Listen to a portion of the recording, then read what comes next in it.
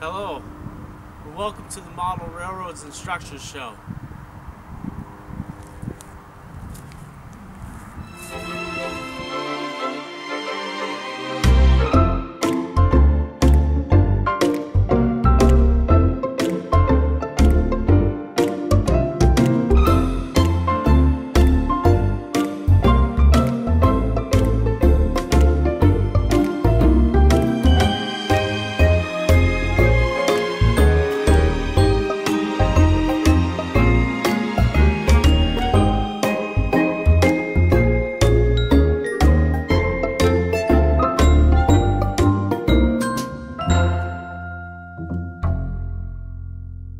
Hey guys, and welcome to the Model Railroads and Structures Show.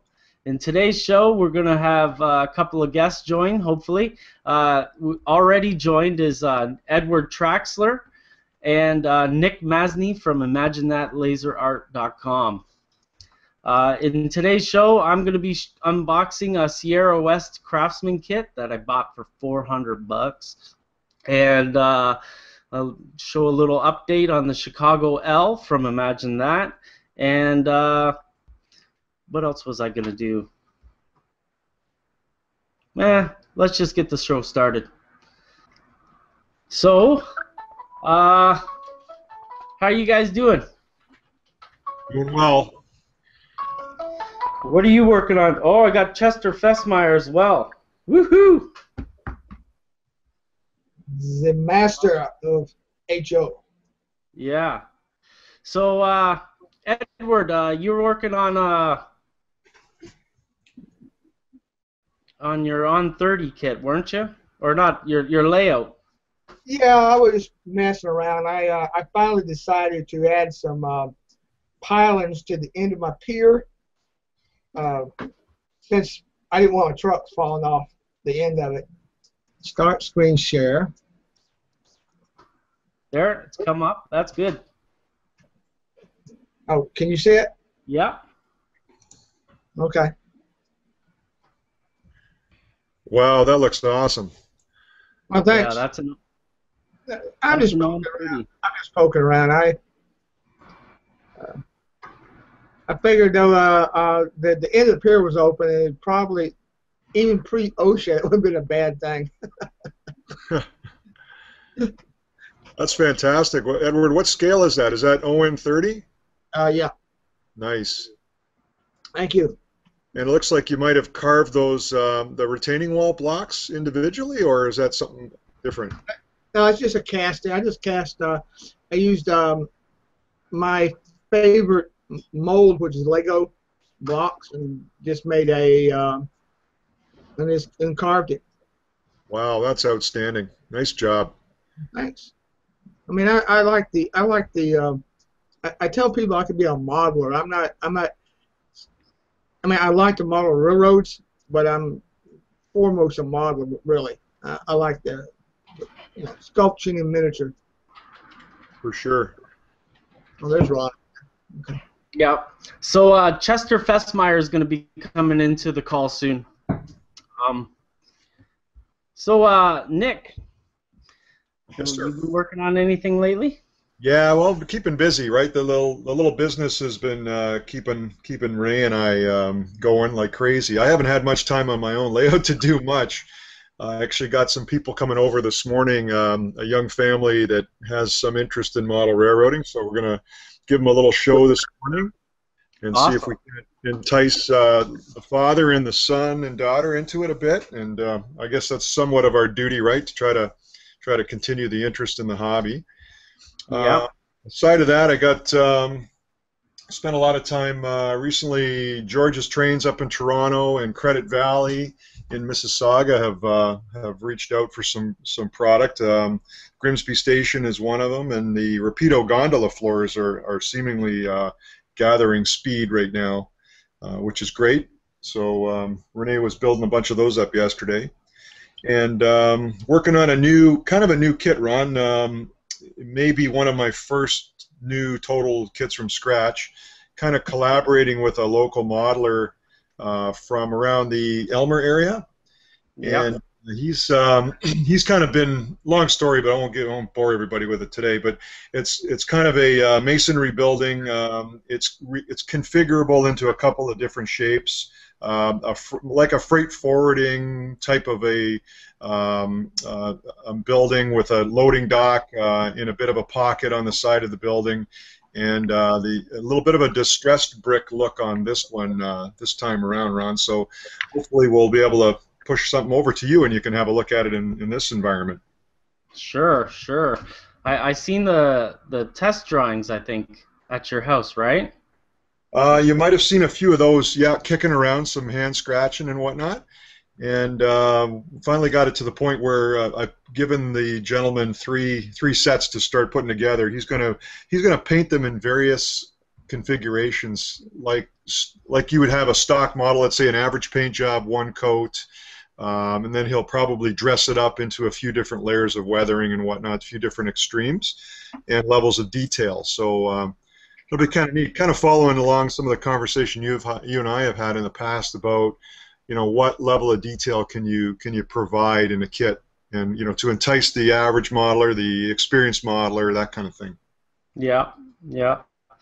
What was I going to say? So those modelers you're invited over to your house, they from local to you? Yeah, that gentleman lives just outside of Elmer, so about a half-hour drive away from here. And yeah, so he and I have been kind of working a bit together. He's been taking some of my material and testing his weathering techniques on it. He traditionally weathers the plaster-based models. So who's that manufacturer? He escapes my mind now, or my memory at the moment. The large plaster modeler. Downtown Deco? Yeah, sir, that's it. Yep. So he does a lot of that stuff, and he's really, really intrigued by the fact that he can make the same effect appear on my laser cut wood product as he can on that Downtown Deco with half the work in his work. Oh yeah. So that's positive. So we're just kind of exploring a few options. I'm learning, he's learning, so it's a good thing. Yeah, yeah, yeah. I've been working on that L. Yeah, I'll bet you have. Feels like 100 feet of it. How's it coming? I was wondering. It's coming well. We've got the factory line going on, building legs, and then building part by part, and the hard part is going to be packaging it up to bring it to the client. Wow, yeah, that's going to be a challenge for sure. Yeah. So, and when I get there, I got to install it on the layout. So I imagine that's going to be day. Yeah, no doubt, Ron. A day or two to install it. So yeah, I'm just trying to get. Oh, we got Michael Graff here too. Just trying to figure out this whole Google thing. You're doing better than I could. So, Edward, where are you located? I'm in South Carolina. I'm about 2 miles from Camden. You know where that's at? Oh, wow. Okay. In a little town called Lugoff. Oh, nice. Yeah, I retired out of the Army, so I basically found me a little quiet place to live. So that was Nick Masney's update, or what's on the bench, I guess. So for I'm gonna just run through the things that I have planned for my presentation, and that's gonna be just to unbox the Craftsman kit that arrived this week.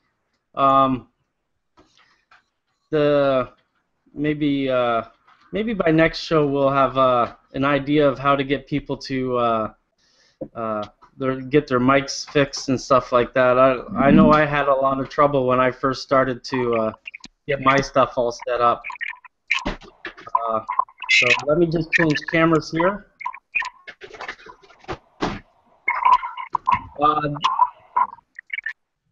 This kit arrived this week. This is a Sierra West Craftsman kit. It was $400. But I buy these kits because I find them. Each time I build one, I think I become a better modeler because these guys who create these kits are master modelers. They have a large amount of skill, and as you can see from the picture, this model can be made into a masterpiece itself, a contest kit. This is what it could be. So just to get through this, this kit, I consider these to be craftsman kits because they come with manuals that are actually books. You know, they come. This one doesn't have color, but it does. It goes through every part of how to build a craftsman kit.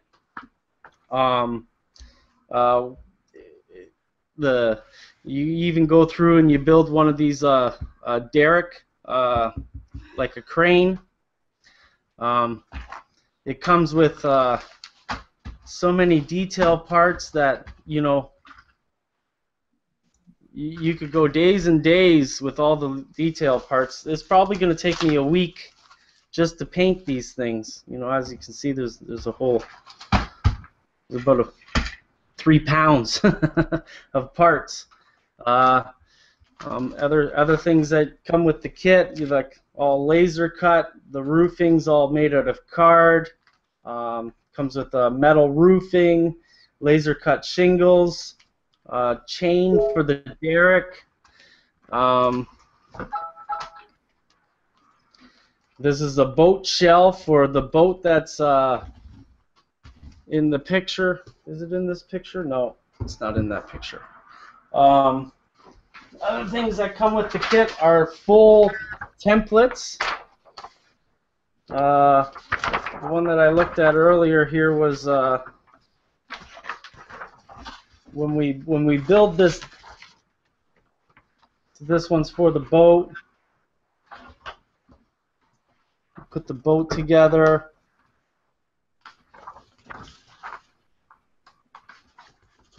Anyways, with all these parts, even if you're an amateur modeler, you're paying for the instructions and how to build these kits. And after you build a kit like this, it's not so hard to take these skills and move them on to a kit of a lesser cost. I've built probably about 15 craftsman kits over the years, and I think that it's a really good way to learn how to model. I totally credit my modeling skill to the likes of Brett Gallant, who makes these kits, George Celios from Fine Scale Miniatures, and I've also built a South River Model Works kit, among others. Ron Cosmeyer of Laser Modeling 3. I gotta add him to the list too because he's a craftsman kit maker as well. So that's my presentation of what I'm going to be building this summer. This kit's probably going to take me a good 100 hours to build, so there will be lots of video to be had from that. I'll change my out that your $400 kit, though, you divide the number of hours into the cost, so you're only paying like $4 an hour for if you did 100 hours. That's kind of how I look at it.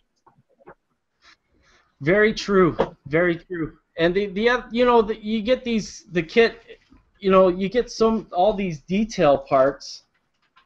There's a lot of time in painting those things, and those are things that don't usually come with the kit. You end up buying, you end up spending $50, $60, sometimes even more to get these detail parts. So it's a big part of the kit. You're right. Yeah, I mean, I was looking at some Artista figures yesterday, and they were around between $6 and $7 a piece for the little guys. I mean, Exactly. Exactly. This kit doesn't come with any little men, little people, but it does. You know, it's. I find them to be. People roll their eyes at when they see a kit like this, or you know, at the price. You know, they scoff at the price, but you know, buying the kit itself boosted my performance, my skill drastically. I've got a telephone call. Ed, you got yes. something to talk about for a second? Well, okay. Well, you're on the phone. I mentioned the Artista figures, and the reason I was looking, I wanted to see how much they actually,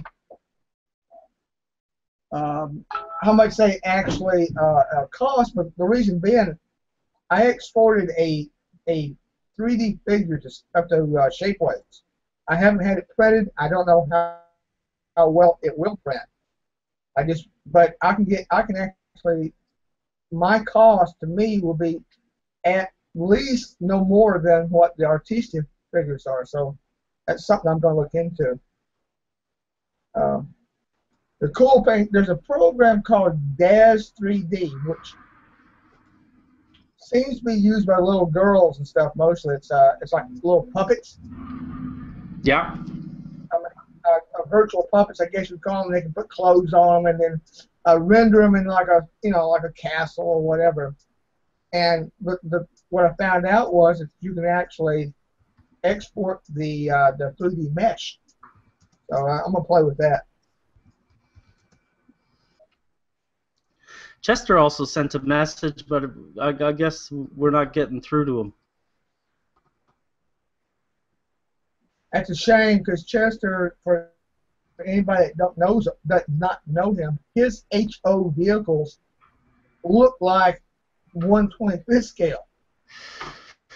Well, actually, that recent barn model that he photographed was, oh my God, it looked real until he said it wasn't a model. And I've seen people say that before, but this is the first time I've ever had to really look that close to find out if it was a model or not.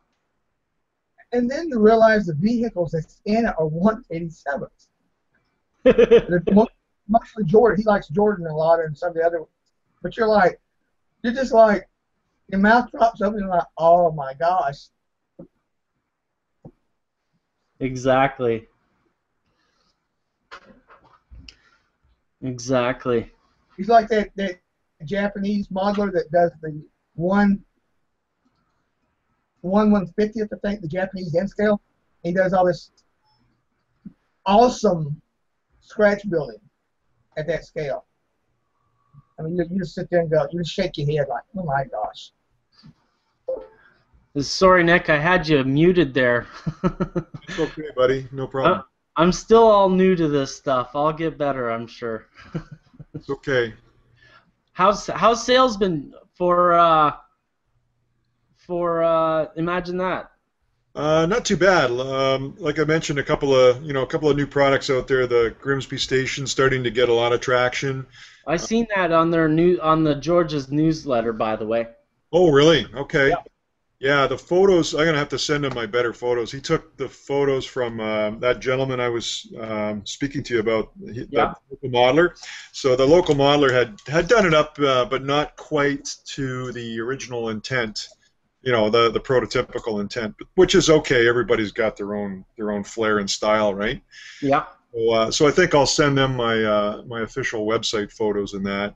And so that's good news, and it's also it's out in Canadian Railway Modeler magazine as well. I know that's small potatoes, but it's a start. And like I said, the Rapido Gone floors are starting to really pick up. Credit Valley's chomping at the bit to get a hold of them right now. Well, they take all these models that come out around the outside that you usually see is done with a great amount of fidelity, but when you look underneath the car or inside the car, it doesn't really have that fidelity. So right.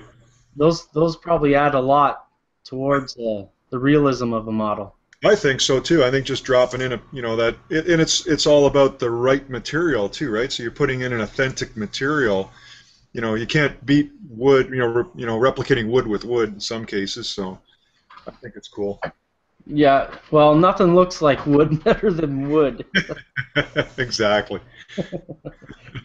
So what would it take to one of those gondola floors? You don't have a picture of it handy, do you?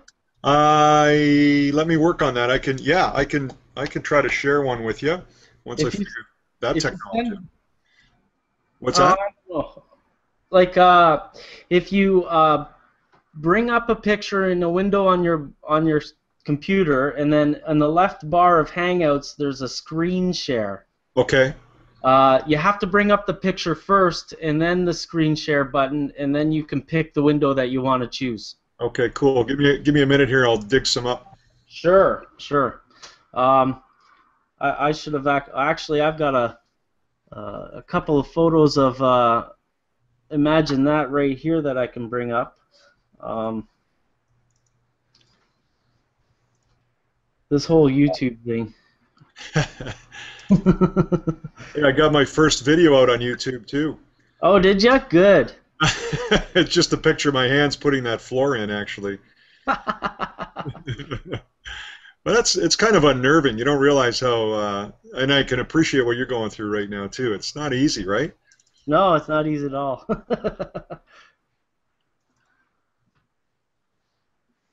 So this is a picture of the original Imagine That laser art display layout that many people have probably seen at the NMRA shows in Milwaukee and Detroit, I think.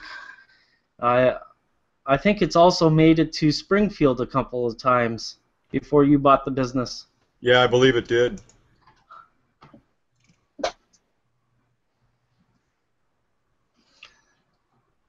Still working on trying to find my filing system. Obviously, isn't working so well. I can't find those dumb things.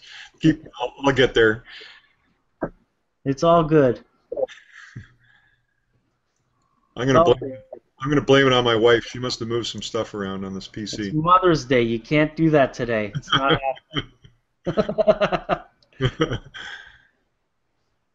happening. Edward, is this that RS laser kit you're talking about? Is this the one? Let me see. No.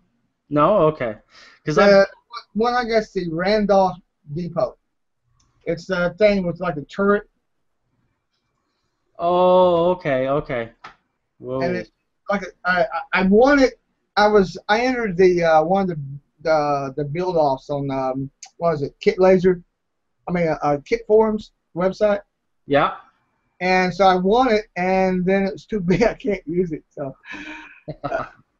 I thought about actually sending it back to the guy, since he's a modeler. You know, he's like everybody else. He's a kit manufacturer, and modeler, and all that. So he hangs out sometimes on the Whistle Poke chat, and asks him to trade it for like his water tank or something. Who's that? Is that Jimmy Degnan? No, it's the RS Laser. Oh, Richard Shepard. Yeah, he's a very nice guy, and he supports the hobby, and well, he's supported the Modelers Guild in a big way over the years. He's sent us a few kits for review and stuff like that. Right. He's a great guy. Hey Ron, where's that share button again? It's on the left-hand side. It's a green button with an arrow. Oh, got it. Okay, you ready for me to try this? Sure. Yay.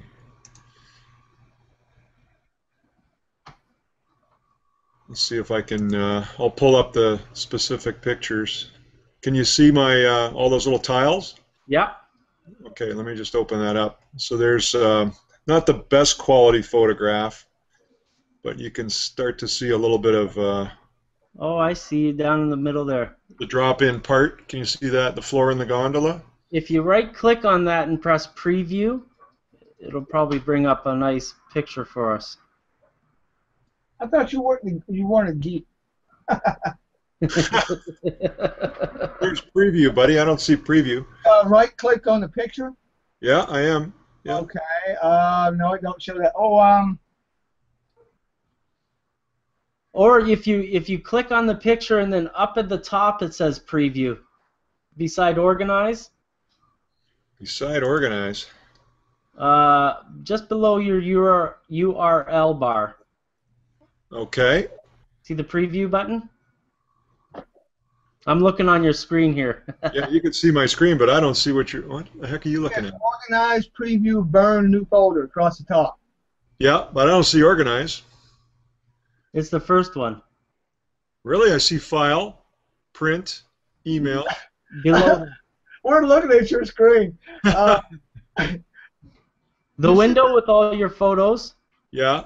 Okay, that has the sidebar with your computer and all your folders in it. Yeah.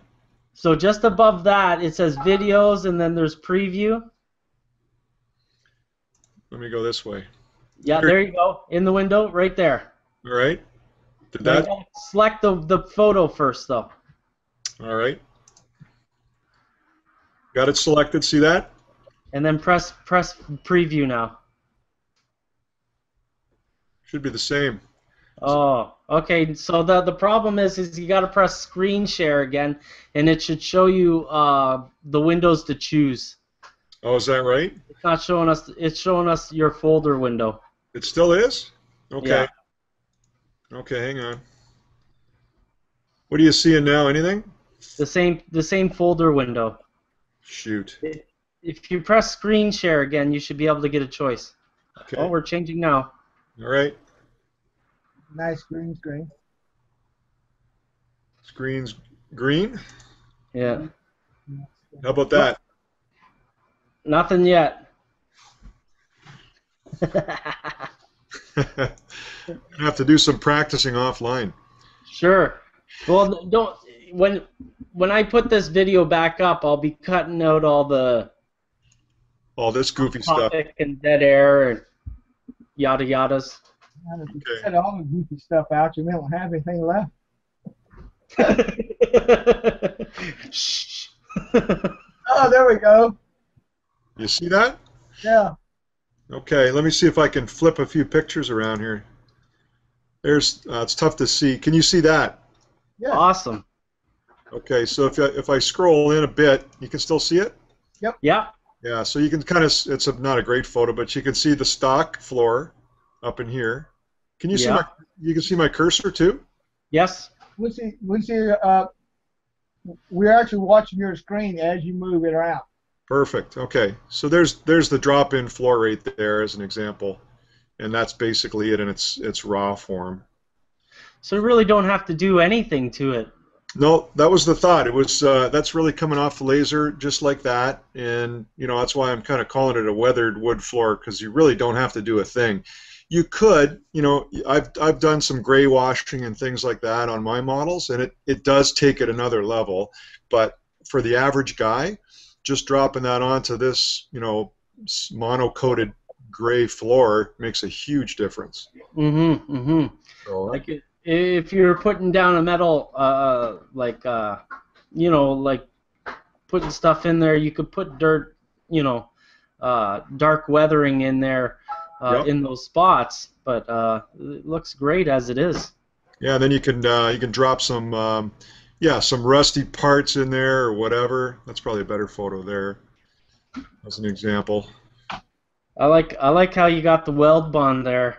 Yeah, just as a bit of an example. But actually, this LePage's glue works really well. Gel-based ACC. That's the other glue I use. Yeah, it locks pretty quick, and honestly, you don't have to hold your part down as long as you do with this stuff, right? So, although this is good stuff, no doubt about it. No doubt about it.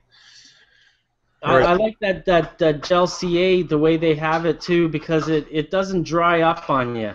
Yeah, exactly. We got Chester in the call now. Hi, Chester.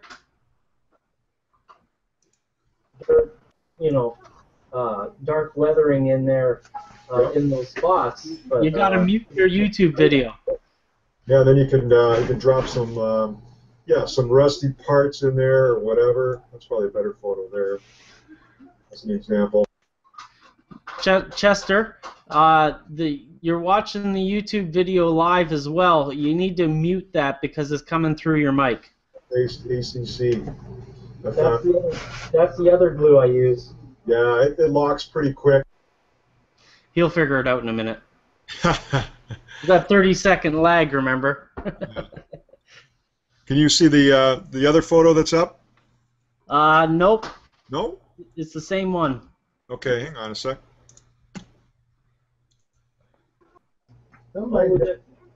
We got Chester in the call now. Hi, Chester. How you doing, fellas? Good morning. Happy Mother's Day. Happy Mother's Day, Chester. Mute your YouTube video. Yeah, then you can drop some rusty parts.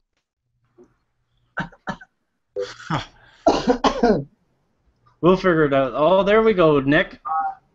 You're watching the YouTube video live as well. You need to mute that because it's coming through your mic. Mine? Yep. Me? That's the other glue I use. Yep, you. It locks pretty quick. I need to mute it. He'll figure it out in a minute. That 30-second lag, remember? God, I'm hearing this stuff like 3 times. The other photo that's up. Okay, Nick, go ahead with that. That's the Grimsby Station with some not so good photoshopping around it, I must admit. But this was the basis of the ad that I threw into CRM magazine, and that's the kit as it's intended to be built. So a little bit different than the one you saw on George's flyer. Obviously, a different flair to that one the other modeler produced. But this is the way it's intended to go together with the proper CN colors and that on it. So that's hopefully going to get some traction and get out there and get some attention. I like, you see, you got a nice solid base on that so that the modeler doesn't have to put it on anything. You know, that's a 30-second lag, remember? Yeah, nice hardboard base, and then all those walls really, they kind of tab into that floor, so you can't make a mistake positionally at all. It's all going to go together properly. Station with some not so good photoshopping around it, I must admit, but. Okay. I'm still figuring out this mute button. It's okay. I thought I was listening to my twin brother for a second. Yeah. I'm like, where's this coming from? So, how much is this kit? Retails for $189 on my website. For the size of that kit, that's very reasonable. Yeah, thanks. I think so. I mean, there's a lot of good, you know, it's a fairly easy build as a Craftsman kit. I mean, the challenge is really around those towers. Especially that small rounded tower is a bit of a challenge for your average guy because the wood that is comprised has to be soaked in water and formed around a dowel or something to get that shape to set properly. And similarly with that rounded or that conical witch's hat roof, it's a challenge, but it can be done. As you can see, that model is real. Is there an interior circle that you glue it to? Yeah, there's a structure underneath that's kind of like a ribbed structure comprised of vertical sections. So if you can envision some triangular wooden joists almost within that roof. So what I did with that is I just basically ACC'd it, right above where the train order board ties in. That upper brace is. So if you start there and you wrap around, there's a seam that you don't see because it's out of sight behind that, behind the tower.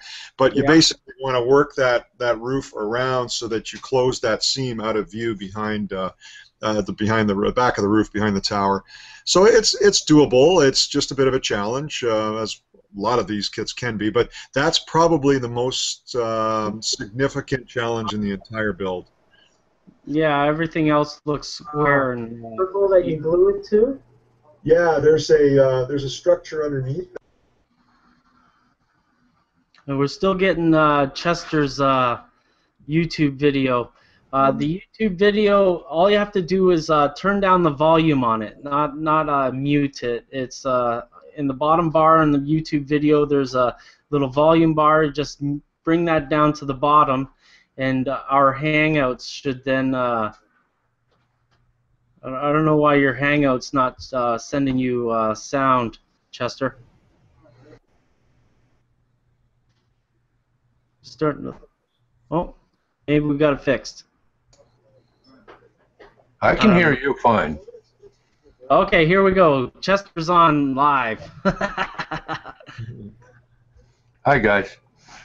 How are you doing, Chester? Wondering what's new? Yeah. This Chester Fessmeyer has got to be one of the best photographers I've ever, well, photographer slash modeler I've ever seen using a little point and shoot. All you have to do is turn down the volume on it, not mute it. It's in the bottom bar in the YouTube video. There's a little volume bar. Just bring that down to the bottom, and our Hangouts should then. I don't know why your Hangout's not sending you sound, Chester. I can hear you. I'm fine. I can hear you fine. But your sound's coming in 30 seconds after we say it, so it's kind of like talking to somebody in China. Right. Gotcha. So you getting me live sound now? How are you doing, Chester? I'm going to try to adjust the bandwidth here and see if that'll help. Sure. We'll fix this up in the recorded show so that you know, maybe next week we can, or next time you're on, we can have it all fixed up proper. I just turned off my YouTube video just because it was easier. Yeah. Yeah, it's a tremendous lag. I can see that. Yeah. So what are you working on these days, Chester? Actually, it's I got an offer here recently to do a video of all things. Oh, really?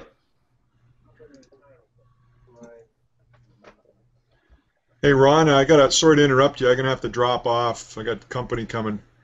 Okay, thanks for coming, Nick. Hey, thanks for the opportunity to share some stuff. No problem. Maybe next time we'll do it again.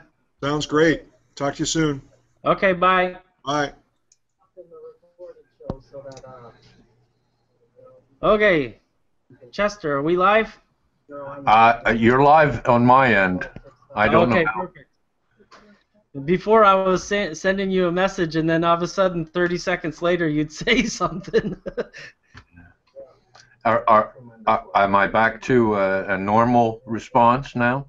Yeah, you're back to normal. Excellent. What's been happening? Well, I actually got an offer to do some videos. I won't say who made the offer. It's a popular kit maker, and he sent me a whole bunch of kits of the Jordan Model TT truck, and I'm going to build them in several stages and put together a video for him.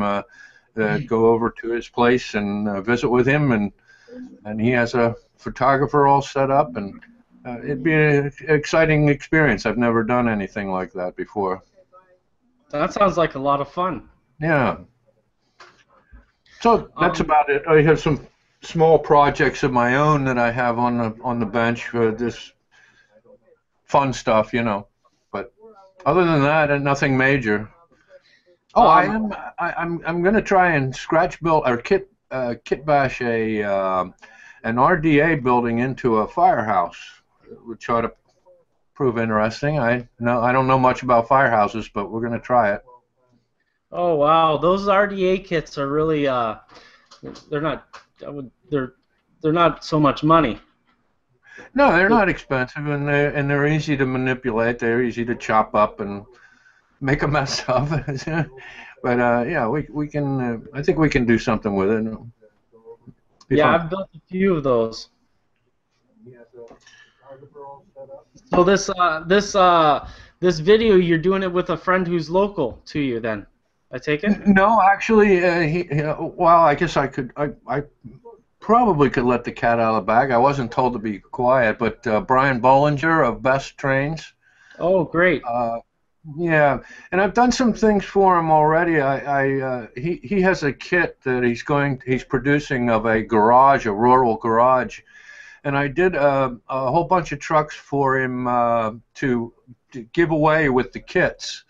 Oh, wow. So we've worked together before, but never in this endeavor, this type of endeavor. He apparently has another vehicle modeler lined up to do a different kind of kit than what I'm going to be putting together. But it'd be interesting. Like I say, I've never sat before a camera before and actually tried to do any instruction. So. I don't know how photogenic I am. I don't know how interesting these will be, but the kits are cool, and I love the Jordan kits, and they're fun to put together, and I think people could learn something if they watch.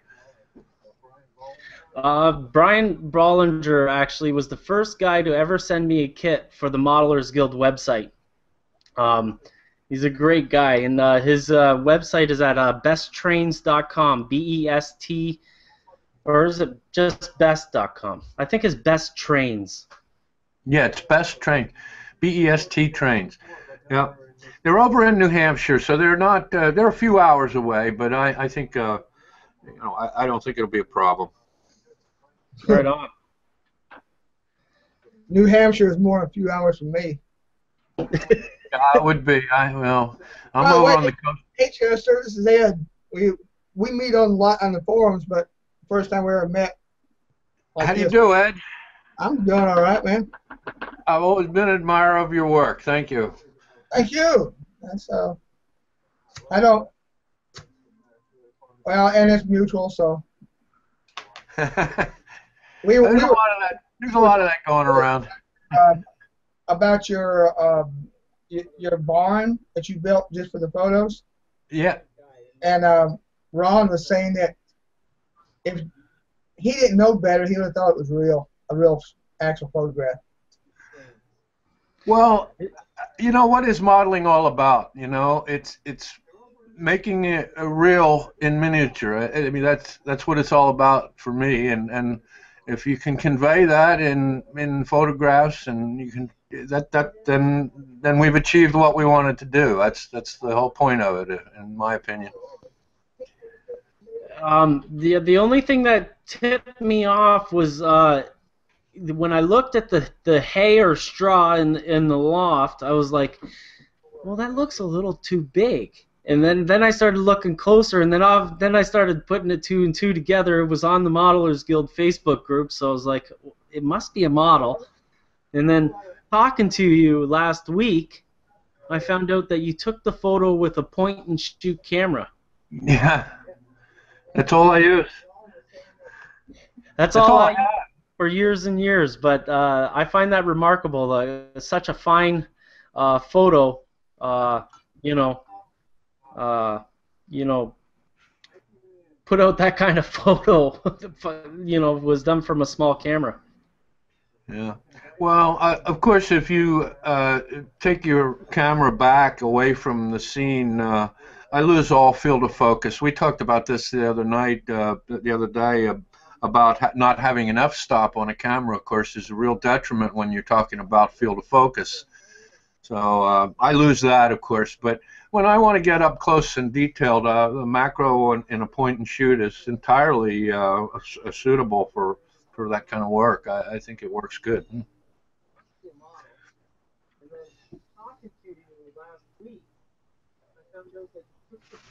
I'm just looking here to make sure that we don't have any questions on the other stations. I'm going to grab a coffee, guys, if you don't mind. I'll be right back. Okay. Edward, you're the man. Okay. I posted a picture of my those scratch buildings. That's mostly cardstock. It's got issue windows, and the trim is all strip wood, but that's all scratched. I think it's a great medium, Ed. Cardstock is easy to work with. It colors well. I think it's great. Well, you know, people go like, they start making noises, and I'm saying, it's just a material, guy. It's, you know, Yeah. plastic, wood, brass, whatever, and you use what works. If it don't work, you use something else. Yeah. Well, I But think the other thing is we endeavor to make whatever we're building with look like a natural material or a type of material, and that's a good gauge of your success is whether you can take a manila cardstock and make it look like wood, or plastic and make it look like wood or metal, and that's the whole. You know, it's a good gauge of how well you do is how well you can make a material that you're using replicate something in real life. yeah, The more I get into it, I have like my kids always eat cereal and stuff like that, and I collect that stuff like you wouldn't believe now. That's my roofing material. That's the backing for all my wood. Like if I want to make a wood retaining wall for a marine structure, the back's gonna be cereal box. Uh-huh. Yeah, sure. Whatever works, you know. And I noticed Edward uses a lot of printed cardstock. I know I was terrible my first few tries, but that was only because I didn't have any faith in its performance.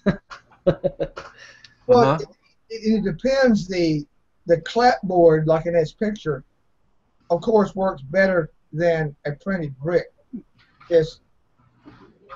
And part of that reason is what I do is I use a foam board as a substructure, and I can interlock it, and then you just basically are gluing the paper or the cardstock to the outside of that, so you're not worrying about warping like a lot of people have.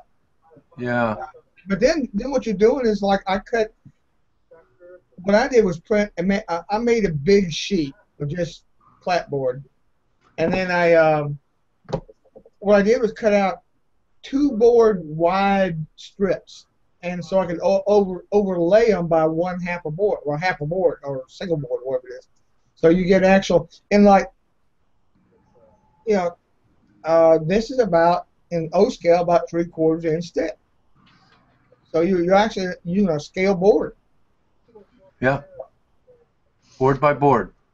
Yeah, I mean, it's tedious, but part of the realities you guys know for something people go, oh well, it looks so real. Well, yeah, and it took me a long time to do it. It's not snapped together.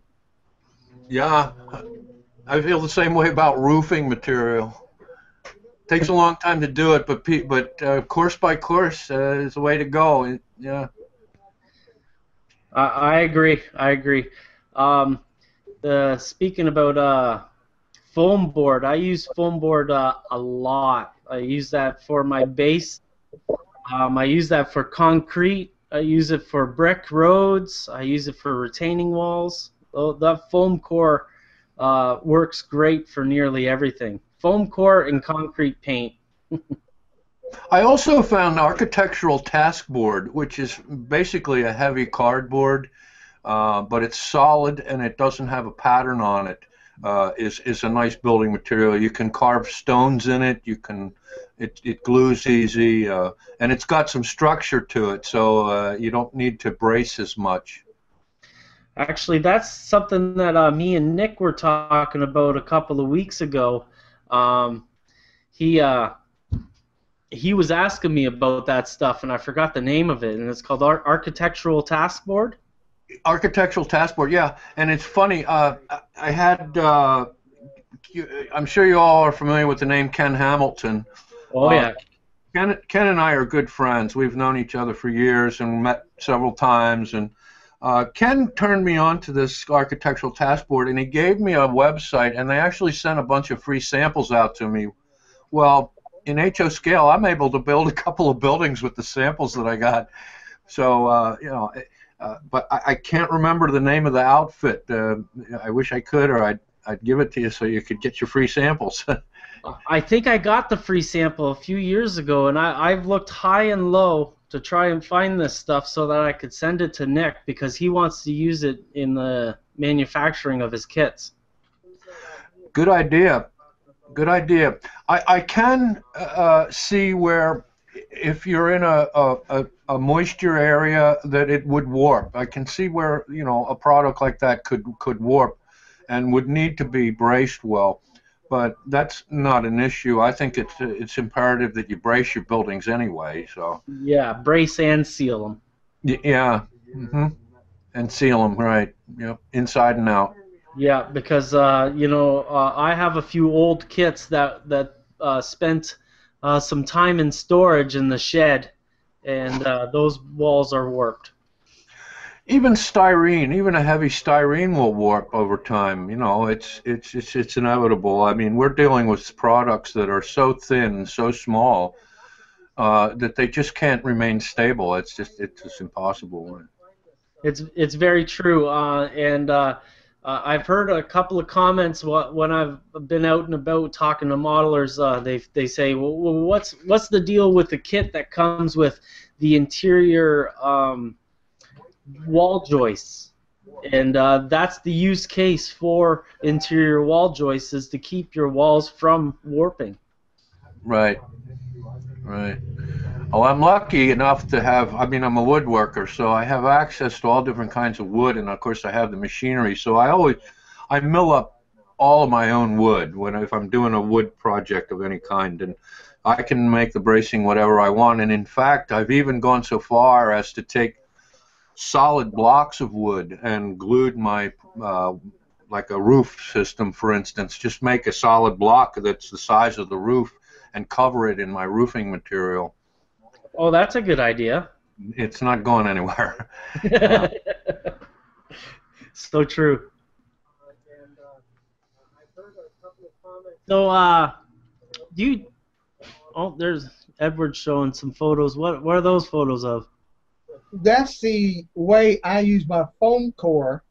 Is I make an interlock. I just make a notch, and I do glue them, but it goes together without glue because it's almost like a laser kit, I guess. And then that is 30, really.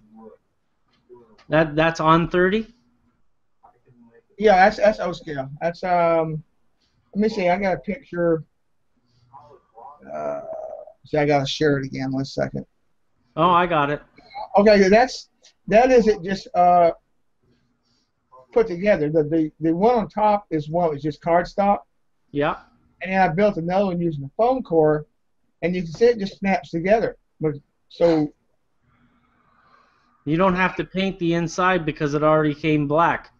Yeah, I used black, and I wasn't worrying about the window. There's actual window, but you can't see anything.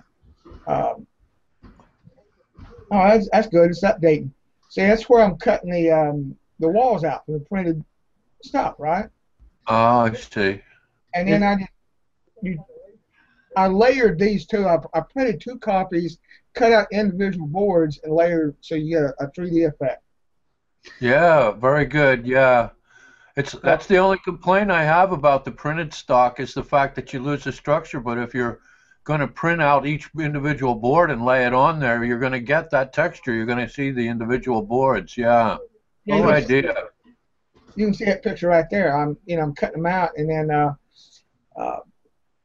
the thing about this, the black kind of looks like to me like tar paper that's up under the wood or something, But yeah, there you go. Yeah. But yeah, I've got some. I got some pictures of something else if I can find it. I guess that's a good point, though. When you use this cardstock stuff, people you might expect to just have one step. You glue it to the outside and it's done. Well, if you glue it to the outside and it's done, it's not going to have that texture right, or realism added to it. But as we can see from your photos, is you start cutting it apart and it starts looking good. Yeah. Well, here's a picture. Preview. I guess I got it. I don't know what it's doing. Let's see. Of course, this process works great with boards and clapboards and that kind of thing, but I certainly wouldn't want to be picking individual bricks out of an HO scale printed board. Holy smokes. Right, check that picture. That is the that's printed, but it's in the you know there are two boards at a time cut out and overlaid. Come on, that's a close shot. Oh yeah, no. Again, I think you're doing it just right. It's beautiful. That's like novelty siding I see there. Or is that just quite a shadow? Well, see, the print comes with, as it's printed off, it has a shadow under each of the boards. I see. So what I did was, what I do is I glue that to the foam board under part. Then I come back and use that as a guide. In other words, I use trying to work and trying to get a better photograph here. And this is the building. Come on, my little my webcam controller keeps popping up in my way. Come on, there. We needed technical difficulties graphic. There's the We need building. somebody who knows what they're doing, right? There's a building with the camera drawn back a little bit. Like I said, the trim is strip wood and the window is tissue, but everything else is printed. Oh wow! Nice concrete too. Oh, thanks. Yeah, you know, check out. I figured how I made the rotted concrete. What I did is I took some foam, that green foam that you use to build your layout with. Floral foam. Huh? No, The- it was it's the insulation you buy at Lowe's for Oh, okay. a lot of guys use the foam to build their layout. Yeah. And I Styrofoam. took a rasp. Yeah, it's a styrofoam. I took a rasp and made some crumbles, and I put them in with a plaster, and then I came back when it was hardened with some solvent, MEK, and I just painted on it and melted the foam and left the. Yeah. It worked pretty good. That's a great idea. It was like, oh, that works. That foam will carve nice too if you have a good sharp blade. You can carve stones in it and. A good. Well, I've got a picture of that. I built a 1/24th scale shed. It's been a couple years ago now, but it was. Of course, it's like everybody else. If I can find it, let's see, the whistle post. Here it is.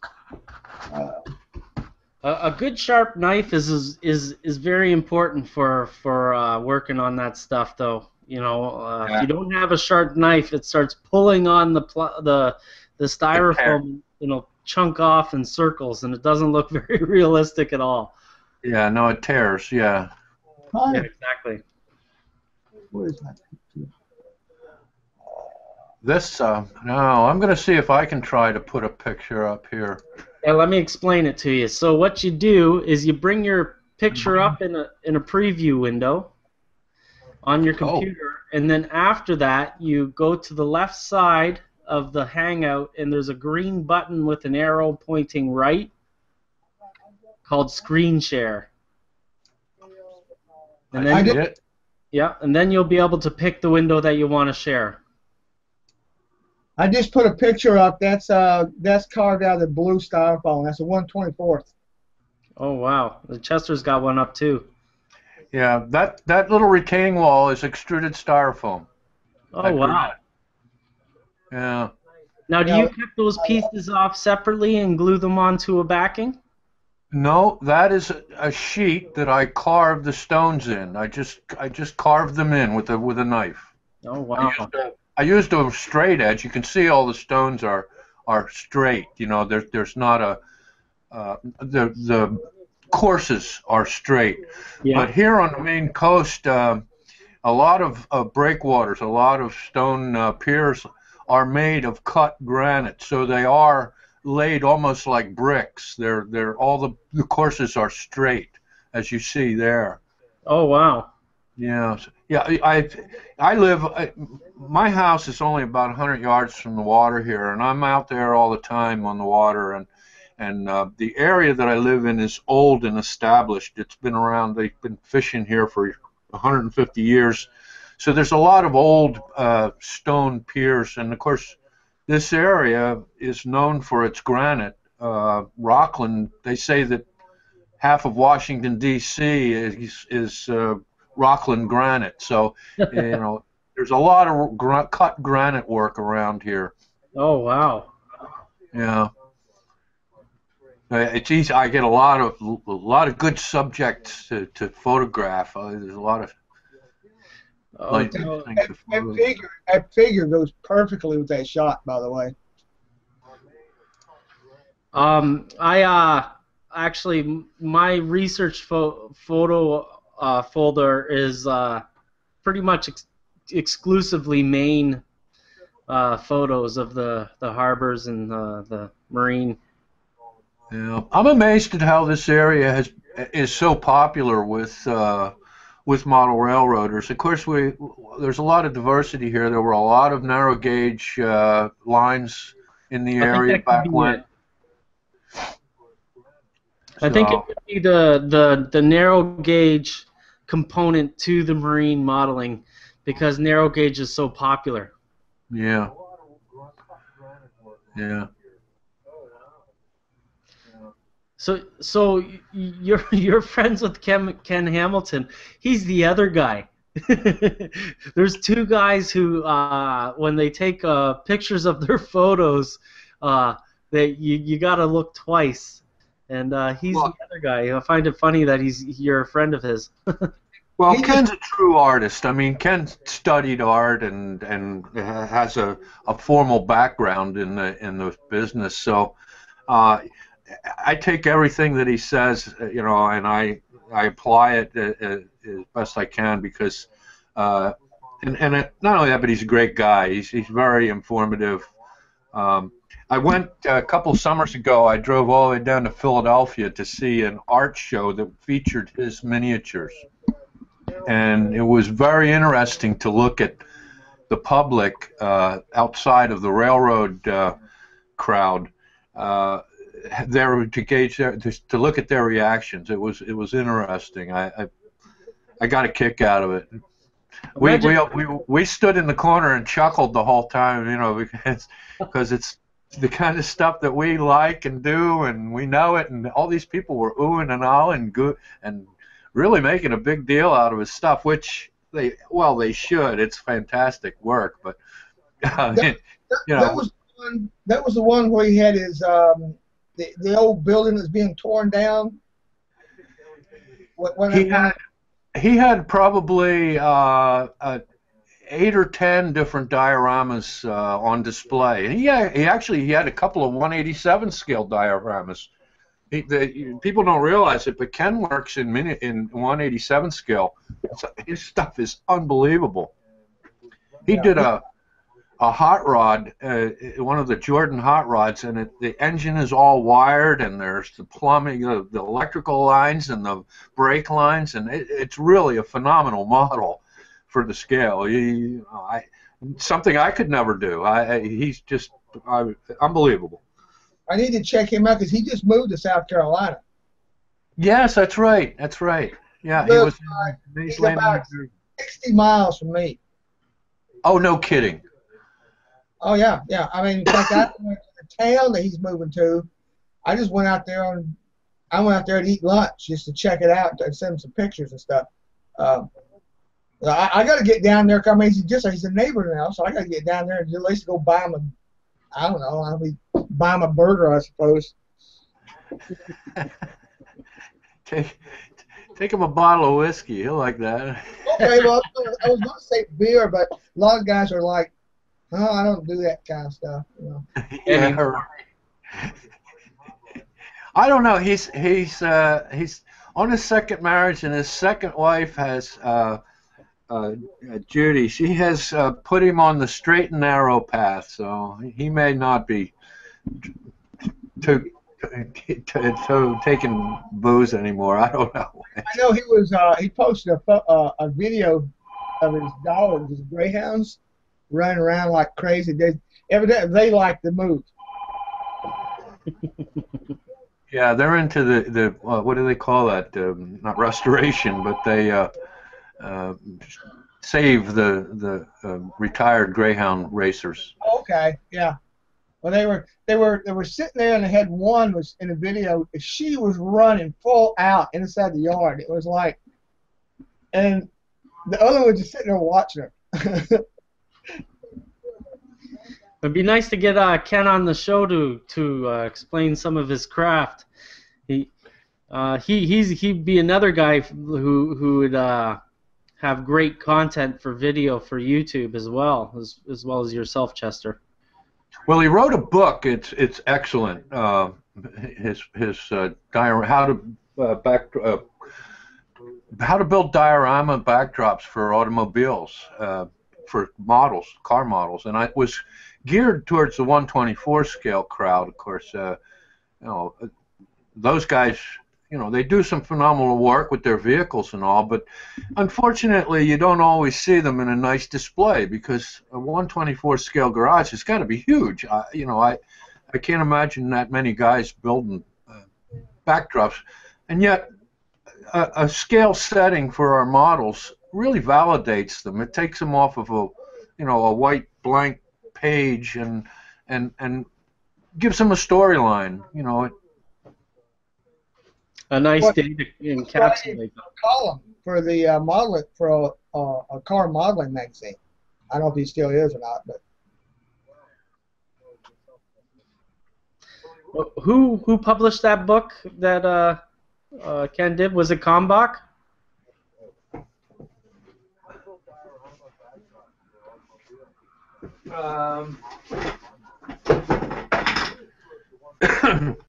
I believe it was. It's from Scale Auto Magazine. So it would be Kalmbach, yeah. Oh, okay. I'll have to check that out. Don't know whether you can see that.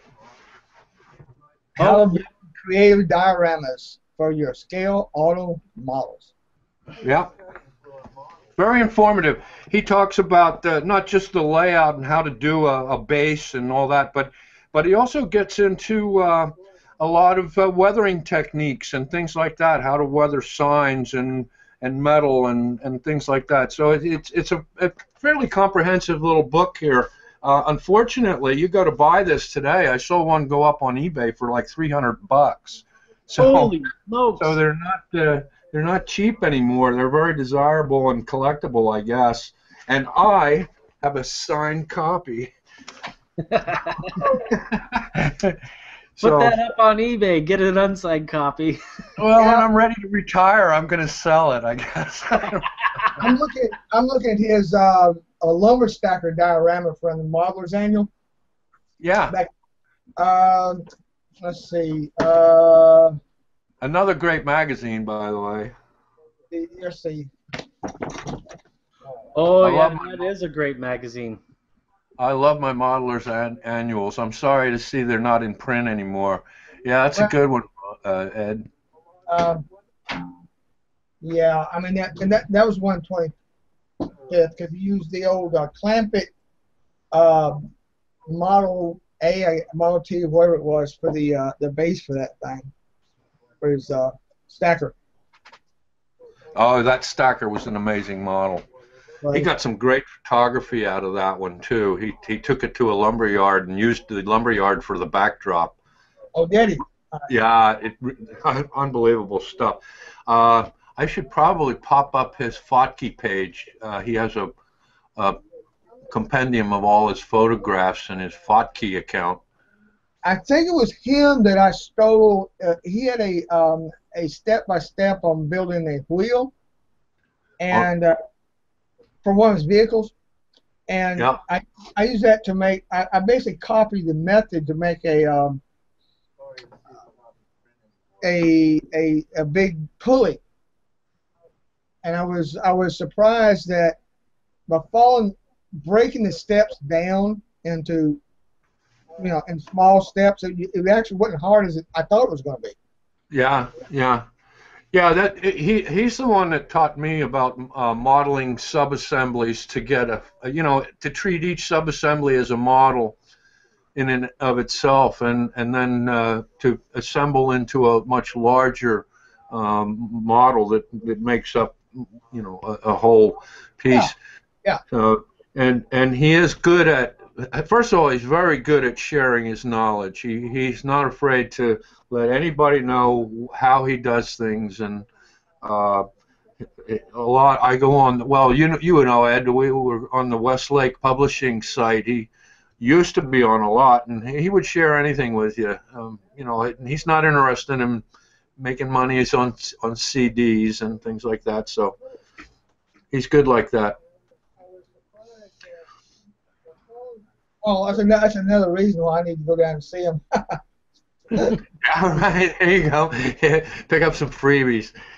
I'm going for coffee, so I'm going to be out of the picture for a minute. There's a in that town he moved to. There's a real nice little small town restaurant. It'll be a perfect place to meet up.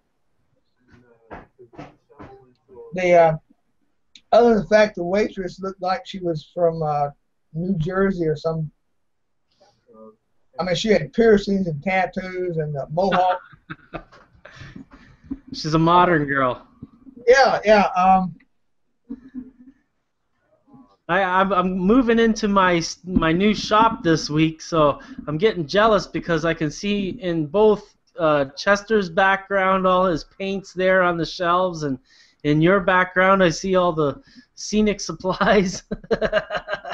Yeah, what I did is those are, if I can move my camera down, those are little three shelf, little cheap 3-shelf units from the Walmart. Yeah. And those are plastic tubs that are labeled like parts, drill bits, structure parts, static grass, and that sort. It's the only way I can find anything. Tell me about it. I just I'm living in a small apartment right now in a little transitionary period, so most of my stuff went into storage, and if finding your stuff in storage is hell. Well, I have this little thing. I can't. Maybe you guys know what it is. It looks like it's a little. Like a cup with like a magnifying glass on top and set over something. It's like a tabletop magnifier, but it's got like a little scale. It's got a scale across the bottom, so it's in millimeters. So you can like put it over something, you can get an exact a size. And I know I have it somewhere, but I can't locate it because I was like, you're trying to measure something to find the drill size, right? Yeah. And this you can just put it across. It'd be like 2.5 millimeters or whatever. And it's a great Sounds tool. like a handy tool. Hope you find it. I'd like to see it. It's a reticle. I'm trying to think. It's a reticle magnifier or something like that.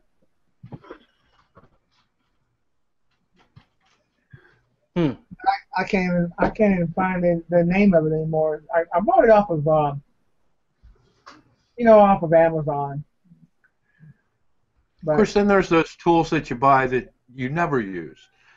I bought a magnifier that has alligator clips that are all adjustable and a real heavy base, and I thought that this would be great for soldering brass and stuff. You can hold the two pieces and then hold your solder and your soldering iron with your hands, and everything would be.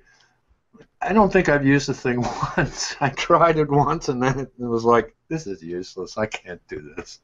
Yeah, I went to Micromark. I bought a little saw. I bought a little miter saw. It was like a little from Modelers, and it had like a little miter saw that you could put your angles on and clamp your stuff in. And I used it one time and put it on the shelf because it was like, this is a piece of junk. Right, right. Time for I've got one of those stands that you were talking about, Chester, myself, and the kids use it to burn up ants. Right. No, what I did find handy was I got one of those little Harbor Freight miter saws, the cheap ones, and they're not strong enough to even cut through hardwood. They cut through balsa. That's about it. But I took off the part of it and bolted it down to like a little a table, and I just use it for straight cuts. I don't do no miter stuff, and it cuts straight. Unlike my chops. Oh my! By the way, my chop saw, my little the razor blade, single edge razor blade chop saw. The chopper. Yeah, I put mine somewhere like 3 days ago, and I can't find this darn thing. I've been through my house like 4 times. Like, come on! That thing's too big to lose. Yeah, I know. I use that a lot, actually. You have to clean up your cuts on the chopper, but I really like. When we're talking right now, and you lay something down, and then you can't find it, it's like, I don't know. You know what my grandfather used to say about that? If it was up your ass, you'd know where it was. Yeah. I can't find it. Yeah, you know where, if it was there, you know where it was. Yeah. A lot of truth there. There is. So how about when you lose something, you miss it, and a week later it's sitting right in front of you? There's no everything in there at the time. Well, you know, it's funny because I work doing carpentry a lot, and I'll stick pencils in my hat. I put pencils in my hat. And I'll be walking around the job site saying, where the hell did I put that pencil? And there it is, right there. Everybody's looking at you with that big smile on their face. They won't tell you either. Should we tell this dummy or what? Yeah, that chopper, I really like using the chopper, except for the fact that if you don't use a one-sided blade, there's a lot of cleanup on your cuts that you have to do. Well, the problem I got with it is unless the blade is really sharp, it tends to, it flexes. Yeah, it's not a straight cut if it's a thick piece of wood. Right. And that's what I like about this little rigged up, use that word, rigged up chop saw I got from Harbor Freight is it makes a straight cut. Yeah. And I keep saying I want to purchase the Proxion chop saw. Oh, okay. Which is a really nice little modeler's chop saw, but I bought the I actually bought that Micromart table saw, the little modeler's table saw. I used to have one of those. Yep. Now I bought it, and then I found out. I remember reading, oh, it's new and upgraded. It has digital. I'm like, okay, that's cool. Same price. Oh, that's cool. So I get here and I find out that yeah, and they've changed the blank insert where the blade sticks through. They had a so I had to make one out of Lexon or whatever it is. Yeah, good product for that. But I tried cutting some strip wood, but all I had was some poplar, and I really need to get some basswood to see if I can get maybe a better lumber from that. I think it's I don't know how much harder poplar is than basswood. I know it is somewhat hard, but I've done some. I know that I've used the dowel when I'm making like my pier. Okay. Poplar's known as a hard softwood, or also Right. known as a paintable hardwood. It's actually a hardwood, but it's the softest of the hardwoods. Well, I read somewhere that balsa was a hardwood, so I don't know, but I mean, Yeah, I basically use white pine because I can pick it up anywhere. I usually have a bunch of it left over, and if you buy what they call clear vertical grain white pine, it's excellent for for modeling because it cuts well, it glues well, and it sands well. And just something to throw out there. I cut my own. Of course, as I said, I cut my own, and I can get that stuff so that you can see through it. It's so thin, and it stays together nice. I like it. is that anything like sugar pine? Well, sugar pine is a type of white pine, yes. The only thing about sugar pine is that sugar pine has a lot of sap in it. All right, Yeah. down here in the south, all we've got is yellow pine, because that is the tree down here, and Yeah. we got poplar and oak. I mean, if I go to Lowe's, which is the only, it's 2 miles away, I got oak over in the nice wood section where they got real pretty, and it's all planed and all that. They got poplar and they got yellow pine. It's pine. So. Yeah. Well, I've been fortunate, of course, in my business I use a lot of veneers too. So I've got probably a dozen different species of veneers that I can pick through. And occasionally I'll pick one out. Red birch has a good grain for 1/87 scale. It's a nice tight grain. So it can look in scale. But the veneers are nice to work with too. They're actually a little too thick sometimes. Yeah, I worked with veneers. Just before I started model railroading, I was working in stair building shop, and we used to use veneers for the circular stairs. And I have a box of offcuts. Offcuts and veneer, for HO scale, they're all big enough. Yeah, sure.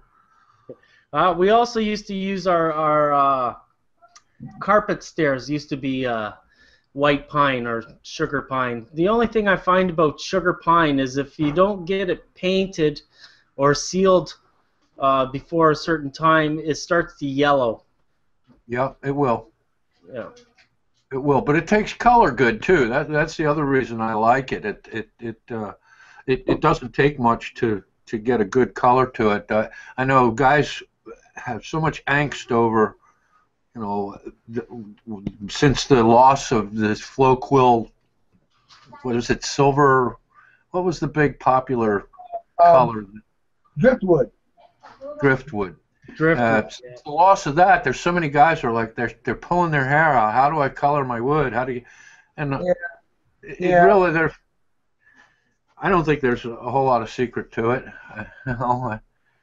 But that's just like when people go in the forums. They go, "What paint should I use for concrete?" Which I bust out laughing because I say I grab whatever I got within arm length. Right. Right. A yellow, a white, an off-white, a gray. I mix them together, and I go, okay, that kind of looks like concrete to me. And then you right.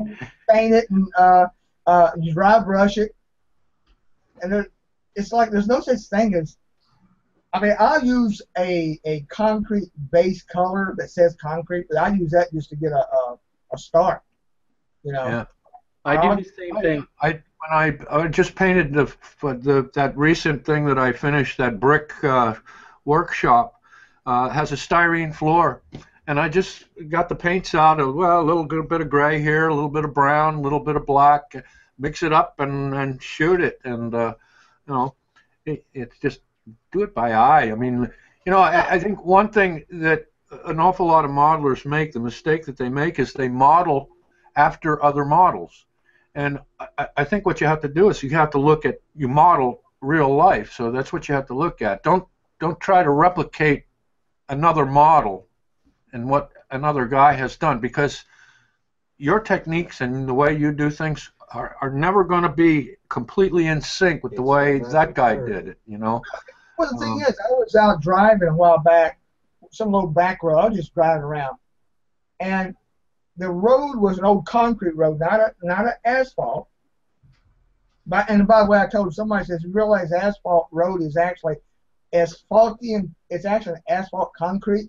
It's the asphalt. Would you say asphalt is actually mixed with concrete? Anyway, with aggregate, yeah. Yeah, it was an old concrete road, and it changed to a red concrete, and it was because they had the red rocks in the concrete. So you're going down this road, and you're this old beat up kind of a grayish concrete road, and all of a sudden it turns red. Yeah. So when you say what is concrete, I don't know. What is concrete? It depends what materials they use and how weathered it is and how old it is, and right. what is the surrounding rocks and soil that stain it. Yeah. What kind of aggregate you use in concrete determines a lot of what color it is. That's right. No, I mean, couple of years ago, I got a weathering kit from Woodland Scenics, and it had a couple of colors and paint in it, but the one color was concrete. And before that, I'd use any sort of gray or I'd use anything. But when I got this pack, I noticed that there's a little bit of yellow in the concrete, and it really made a tone that I have never been able to match. So I just took that color to Lowe's, and I got a small quart of paint made of that color for $15, and that's the base of my concrete forever and ever. Amen. Until that paint goes sour. Well, you know, there's a cool thing there. If you can take these any paint, you know, railroad paints, and I took them down to I was Home Depot, I think, but Lowe's does the same thing. It has these little samples, and they're like 6 ounces, 7 ounces, something like this, and they're on the cheap. But they'll scan a sample that you bring to them, and it's a latex based paint. But I'm like, man, what's your point? So it's latex based. I could care less. And then you get into the thing is well, what is latex? Well, it's called acrylic latex. It's actually the between acrylic and pure latex. What you buy usually is a mix of them, because the more acrylic is the higher grade the paint, and it's all names that people use. And it's like, these kids don't get all bent out of shape about, well, this is latex. Okay, is it an acrylic latex? Is it a quality latex? Look on the side; it'll tell you it's got acrylic in it. I mean, yeah, you know, it's like they get all like. Well, acrylic is plastic, you know, and what they're doing is they're adding plastic to a water-based paint, latex, Right. and depending on, so that you can paint with a plastic and use water cleanup or water thinning. That's the whole idea behind acrylic and latex. And you're right, they do mix it in different ratios depending upon the durability of it. I try to stay away from latex, more latex in a paint personally, because I think that it lays on the surface more and doesn't really penetrate the wood or whatever you're painting on. But it almost peels off like a plastic if you. Well, yeah, it makes a scum coating, but it's if you're painting like scenery, I like it for stuff like that, or just for wide areas where you're thinning it, because I thin it out and use it to like cover the surface as an underlay. But you're correct in the fact that if you paint latex paint itself it actually makes a plastic, when it dries you can actually peel it off almost like a scum. Yep. For For everybody's information who are devastated by the loss of driftwood, Richard Bendover's shop, what is it, Dr. Ben's? They make a great version of it. It's good to know. I made a driftwood. Somebody posted a mix, and I used some stuff from I don't remember what it was. It was an oil base. Minwax makes a driftwood stain, and it's very similar to the flow quill, and you can buy it in quart cans for the same as you would a 3-ounce bottle or 1-ounce bottle of flow quill. Yeah. Well, that's kind of like when you look at the for your solvent. If you look at your tester's cement, it says it's MEK with a couple of other chemicals added to it. Well, I just bought a big jug of MEK. Yeah. Hey, it's just like I can't tell the damn difference. Yeah. I mean, yeah. What's MEK? Methyl ketone. It's the main ingredient. If you look at your tester cement, it says MEK. It's got a couple of oh, I got one right here. It says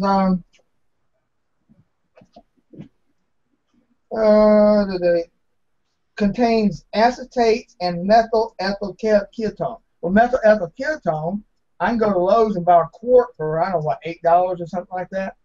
Yeah.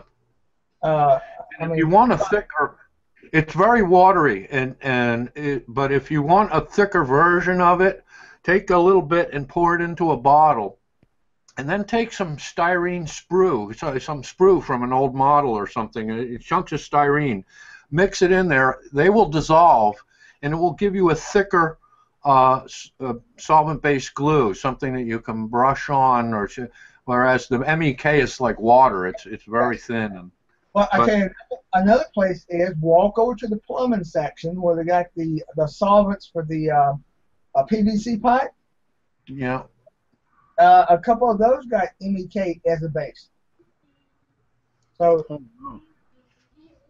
but I mean, you can buy a gallon of MEK at a store for like $16 or something, and it's like a lifetime supply. Oh yeah, I mean. Oh yeah, a gallon of it will last you a lifetime. I mean, that right there, that's actually a tester's bottle that's got an MEK in it. I mean, it works. I've been using the Plastruc Bondine, 10X7, a lot of those really thin, and like the Plastruc product is MEK. That's essentially all that it is MEK, and but I've used their bottle still, and I just fill it up with MEK to use it on the styrene. The one thing you have to be careful of with MEK is that it's got a lot of vapors in it. You walk away with a jag on, and it's a cheap jag, but you got to be careful breathing this stuff. Yeah, acetone causes cancer in a big way. That's what I've heard too. But you got to go somehow. I mean, I'm not a big safety fan. I don't. My work, OSHA would fine me, up and down. I figure, well, I'm doing this, and I've been doing it long enough. I know what I'm doing, and if I'm making a mistake, then I'm the one that's going to pay for it. It's funny. When I was I was at Fort Hood, Texas. I remember they had this big warning about when you change the hydraulic fluid in a tank, you had to wear a respirator, rubber gloves, a face shield, and all this sort of stuff. And we're sitting down there with this spraying on us from like we have a leak and it's under pressure. So all of a sudden you get a face full of hydraulic fluid. It's dripping down your neck. You're going, oh yeah, that respirator thing that worked really good. Yeah. Well, hydraulic fluid it won't hurt you so much when it's cold, but I've torn into a machine that was just running, and that hydraulic fluid can get hot, and it's bad stuff then. It's really nasty. You want a protection. You want a hazmat suit. Yeah, yeah. The problem is if you're in you're actually in the real life as opposed to a government OSHA guy sitting there giving you directions. I mean, you're sitting there. Like I said, I was a tanker for 12 years. You're sitting there in the field trying to pull a part of the turret to replace it, and you got hydraulic fluid from your head down to your feet. It's like, if you can't take that, you need to get another job. But like you said, it's like, oh well, I'm not gonna run screaming into the woods going, oh help me, I'm covered in hydraulic fluid. Well, the thing about acetone is that they used to use it pretty much straight in the paint way back after, like, before a certain time, maybe before the 80s or something like that. And modelers would be down in their basements without a paint hood or one of those paint vacuum systems, and they'd be sucking up the fumes with no problem. This stuff smells good, but it's doing real bad things to you. Yeah. If I had my druthers, I would put an exhaust fan right where I was modeling. I probably should, based upon this conversation. I usually don't, but it would be a wise thing to do. The problem is I model right here. I got one of those little fold out, a copy, TV dinner table, a little wooden thing. Yeah. And I set it to one side of the computer as I'm doing something. Nick, who was on earlier, down in his basement, he's got an old oven. Very good, yeah. Oven fans, and you just turn that thing on, it sucks it up through the little filter there. It works awesome. I usually spray in my wood shop, which has 18-foot ceilings, so the vapors never get concentrated where I'm really overwhelmed by them. Sometimes, and I spray a lot of lacquers, so and that's really nasty stuff. The lacquer thinner, it can be, I mean, it'll take your breath away if it's too strong. But I've really never had a problem with.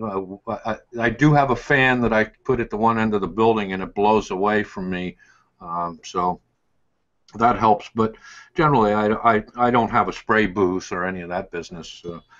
It's sitting here at the little cramped little desk with, like I said, with the MEK fumes going, and you're gluing up styrene, and it can get nasty. Yeah. I try to go outside because my father just passed away from lung issues, and it's time for me to start thinking about that stuff. Yeah, well, I don't know if you have caught me, but I'm smoking cigarettes here, so my lung. I don't pay much attention to them. I probably will regret it someday. But speaking of stuff, check this out. This is I made this up, and this is a water base, so it can warp the wood. But this it makes a nice grate, and it's made from it says FeSO4. It's ferrous sulfate. They're little iron pills that you take for dietary stuff, and it's old woodworking thing from in the old days when the woodworkers wanted to make a gray solution, and it actually chemically grays the wood. Yeah. And it says you figure it can't be poisonous since you buy it for people. It's a dietary supplement. Right. So what is that called again?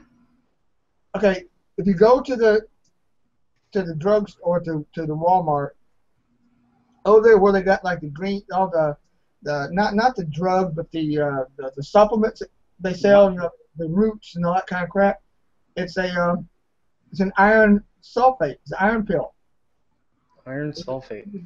iron sulfate. There's iron pills, is what they say, and you just grind it up, or you crush it up, and you put it, you dissolve in water. You put it in some hot, boil some water in the microwave, whatever, and that's it. It makes it's a ferric sulfate. FeSO4 is actually what it is. Like I said, it's iron pills. People actually take them, and and it works. I'll be trying that out actually because I've got a reddish stain that I use for making. I use steel wool, and I put the steel wool into vinegar. Yeah. And it makes a nice red stain. It actually goes. It looks just like redwood, like West Coast redwood. Yeah, yeah. I do that too, but I let it dry out, and in the end, you're left with a jar full of red powder, and it's a great dusting powder for models. Like a weathering powder.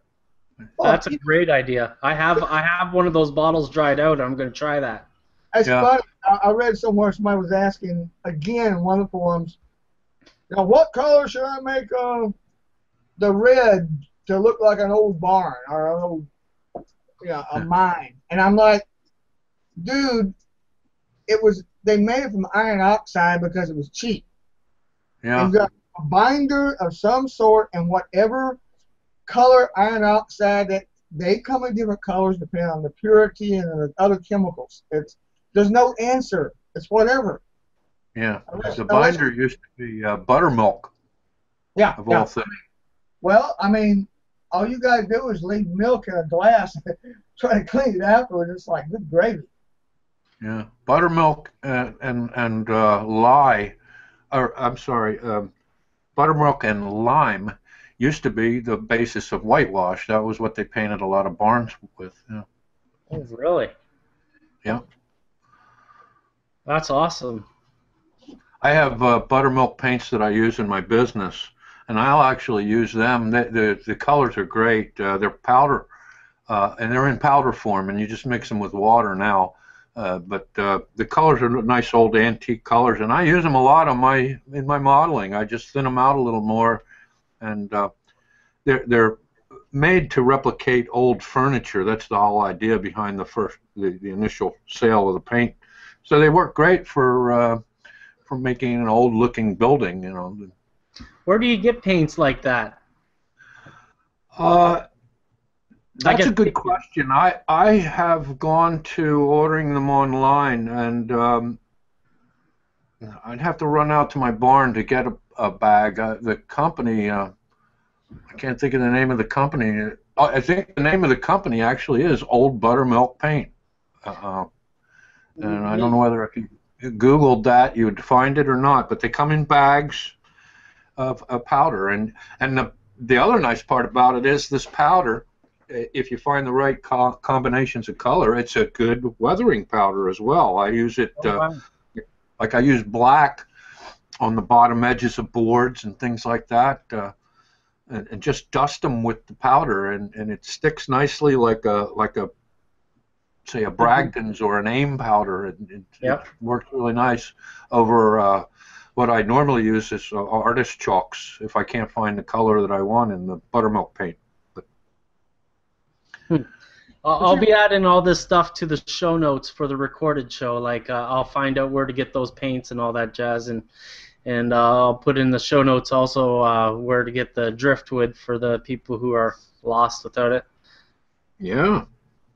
Well, it's like I did a thing the other day. I did that. I modified that little caboose hobbies throw.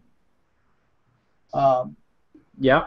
The ground throw, and people are like, "Oh, it looks so great!" And all that. I'm like, I just painted with some rust paint and scrubbed some weathering powder on it. That was it. Mm. It was because the paint was a Model Master. I think it's Model Master, their rust, which is an enamel. It's too shiny and slick looking. But I used Doc O'Brien as the weathering powder I got, and only reason for that was that's who Michael Mark was selling. So another another good source of weathering powders is if you go to a home improvement center. I don't know if Lowe's and Home Depot do it, but I know some of the local lumber yards have sample packets of concrete tints. Right. Things that they use to concrete, and they're usually free. You don't have to buy them. They'll give you these little boxes, and they have an assortment of colors in them, and they make great weathering powders. They don't last long because there's not much powder in them, but they do work well. You remember years ago? I mean, I'm talking about in the mid '80s. You could go to the not hardware, I guess lumber store or something, and you could buy they were powdered tints for paint. It was at the time. It was and you could get a iron oxide and the black and the brown and some other colors, and they were powdered. And the idea was you added the powder to I guess a base. Now it's all done with the machine, and of course they don't want to sell it because that's do it yourself, Well, you still can buy tints, but generally they come in a tube, and they're a liquid. They come in a tube, paste. Right. My father was big on changing the colors of things, and he would tint his paints with tubes of oil based. Right. My favorite, I guess, tint when I'm doing a layout, because I like the kind of, is I got this. It's a brown powdered tempera. And it's actually a reddish color, and I like to basically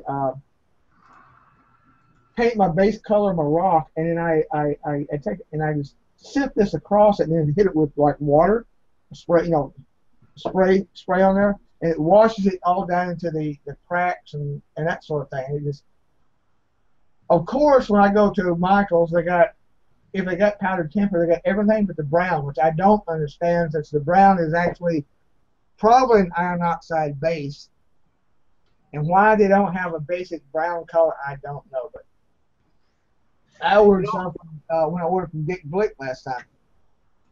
Those really cheap craft paints from Walmart are excellent for doing an awful lot of things that we do, and I even found that if you thin them correctly, they're sprayable, and they're 89 cents for a couple ounce. Oh, you talking about the little like folk art paints and stuff? Folk art, apple barrel, ceramic coat. I use them all the time for all kinds of stuff. Yeah, what I like about them too is 90% of them dry absolutely flat, so they give you a nice. I like most everything I do. I leave flat. I don't make shiny trucks. First of all, I think they look like toys when you put a high gloss on a 187 scale vehicle. I'm not. What is it? That scale effect that you're seeing? When you're a certain distance away from something, and you never see a shine, and when you're 200 feet away from something. So I always do a dull coat on pretty much everything I do, and flat paints are a big help. They also help chalk adhesion. When I'm putting chalks on at the end, they stick to a flat finish better than a glossy finish. More texture to stick to. So yeah, there's more tooth to it, more tooth to the model. So, and I use them for all my washes. I use these cheap acrylics, and the only thing about them is, of course, if you go with acrylic washes and you're doing 3 or 4 different color washes, you have to seal each one, or the subsequent wash will pull the first one off or mix with it. And so, but that's what I used on that. I posted that picture at Pier. That wall was all done using those folk art and all that. Like you said, I thin them down to their own wash, just so it just it lets whatever the color underneath show through. You're just tinting the. I mean, I tell people, don't. If you do it by layers, you can layer your tints until you say, okay, I'm happy. That's all I want. Exactly. That's But right. I'll tell you another thing at Walmart. If you walk over to the next aisle, usually where the kids section is, where the little kids, get their project stuff, and they got the nylon paint brushes. There's the throwaway. Well, Yeah. you get like a couple of dollars, you can get like 30 paintbrushes that you can use one time, and they're not worth anything. But Oh yeah. If you're using it for something that you're gonna like, it's corrosive or it's gonna damage the brush anyway, you're just transferring a medium to something. Yeah. I got some of them like Yeah. Yeah. It's like a chip brush. You go to Harbor Freight, you can buy a box of chip brushes. So, Right. 100 brushes, for a few dollars, and just use them and lose them. You don't have to worry about. Until you get down to the last couple, then you're cleaning them. Yeah. You're too lazy to go out and buy another box full of them. The last 2 or 3 get. But they're great for fiberglass work or anything that you're gonna, like you say, you don't want to clean them. But stuff like I just posted a picture. That's my ground throw, and that is just a rust color paint that was too bright. It's enamel, but I brushed on some weathering powders, and everybody's like, "Oh, that's so great!" No, I'm like taking it back a little bit because I'm like, "Well, dude, it's just weathering powder rubbed on some something." I think that's what gives these YouTube videos and stuff a lot of merit, is because people think that these techniques are so hard to do, and once you see them done in a YouTube video, you see how people are just slapping this stuff on. You basically toss it into a fan and it could go on the model and it looks great. I mean, you've seen Trolls Kurt's CD, his technique CD? Yeah. He grabs this brush that's about the size of my thumb, and he says, I'm like, my God, we're using we're using a 000 brush, and Trolls is like, he's got this god-awful big brush up there, and his palette's like this bucket, with all colors. It's like, I'll just slop it on. Yeah. Yeah. You know what else is very helpful, especially when you're doing a lot of landscape work and scenicking and things, and they're really cheap. Those little brushes that you find, they call them flux brushes that plumbers use to put flux on copper pipe when they're going to solder. And they have a little metal handle. They're great for doing landscape work. Like I take the 50-50 water and glue mixtures, and I'm putting down grass or gravel or whatever, and you can paint the area, and then you just throw the brush when you're done. That reminds me, They're real cheap. I got a suggestion or a trick, or what do you want to call it. I was at Lowe's the other day and I bought. Oh, sorry, I've got to close this one. To bring up a point that was Chester was making. Edward's showing some stuff. Just to bring up a point that Chester was making earlier about paints blending together to sealing each layer of paint. One of my first Craftsman kits that I built was Brett Gallant's Foss. It was a marine model from Sierra West Model Works, and what he said was that you have to, when a paint, there's 2 stages of paint drying, and oh my God, I'm talking about this live. But when a paint dries, it's not cured. It's dry to the touch, but it's wet underneath, and that'll accept paint from on top, and you don't want that to happen mostly. So what he says is that if you let that paint cure overnight, then you can paint on top of it and not worry about it blending into each other. True. True. So Chester's statement about sealing it would speed that up drastically, I'm sure. Yeah. However, for instance, when I'm doing washes on vehicles, if I put a wash of a burnt umber on the vehicle, and I want to come back and I want to do a lighter rust color, because rust is never the same color on a piece of metal. If you study prototype pictures of rust, and I want to do a raw sienna or something like that over top of it, a raw umber, I use Windex to thin those craft paints, and the Windex will cut through even a cured paint. It will lift it. So I have the airbrush handy, and I just hit them real lightly with a dull coat in between the washes. The other thing is, I'm so impatient. I don't want to wait till tomorrow to put another coat of wash on this thing. I want to do it now. Yeah. So, yeah, but you're right about curing. And the rule is, if you can smell the paint still on your model, it's not done curing yet. That's what I was. Good point. I posted a thing in front of the camera. Yep. Yeah. I had read somebody using this, and I tried it, and I love it. It's much better than white glue and water. It's this acrylic fortifier. It's for adding to concrete. But it's yeah. Look, if you can see, it's like milk. See that? Yeah. Wash around. It's like it use it just like you would white glue and water on your scenery, but it instead of being a whatever white glue is, this is actually an acrylic, and it's great.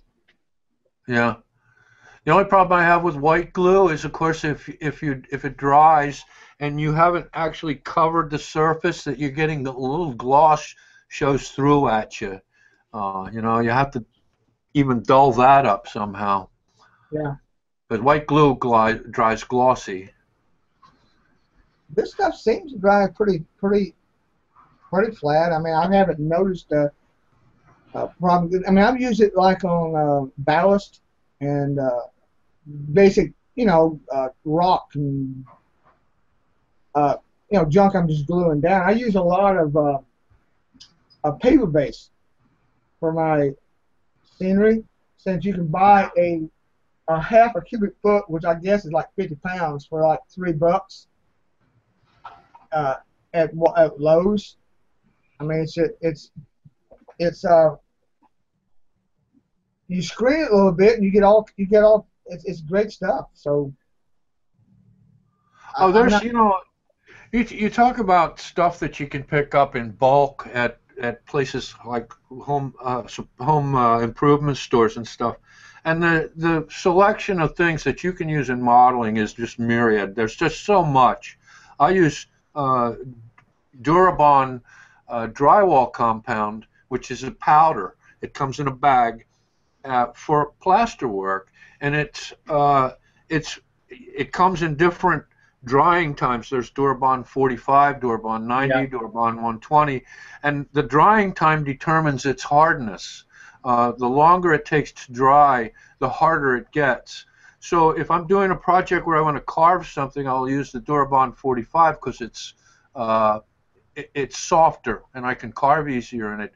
But if I want something that's going to be really rugged, I use, and a bag of that, as opposed to buying a small bag of plaster of Paris or a modeling type of plaster, is, I mean, you're getting 4 or 5 times as much for the same price.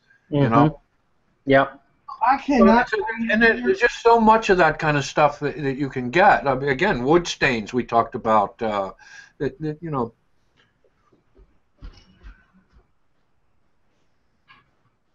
if you go, it's go to the section where they got the tile, and they got this spectral lock. It's a epoxy. It's epoxy grout for tile. Well, they sell 3 parts, A, B, and C. Well, the C part is the actual powder, and it comes in all colors. Somebody's peeking over the shoulder there. Hey, look, Judy was looking over your shoulder there, Ron. Yeah, that's my daughter.